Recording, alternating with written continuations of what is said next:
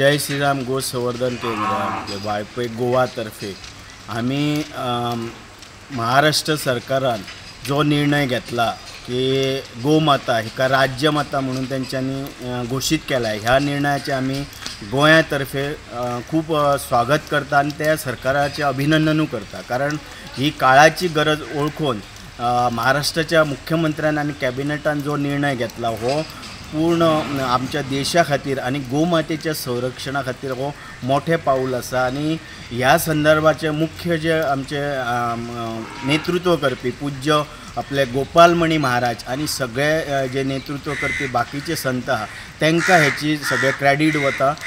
आम्ही गोवा म्हणून गोयच्या इतिहासान पयलेच फावट 2014 ह्या गोमाता राष्ट्रमाता ह्या आंदोलनात सहभागी झाले आणि पूज्य गोपालमणी महाराज हे गोंयान असले वास्तव्याक त्यांची हांगा गोकथा जाली। ह्या विशया खातीर आमचे गोशाळेन हांगा वाळपय ते 2 दीस असले आणि आचार्य जी असले आणि इतर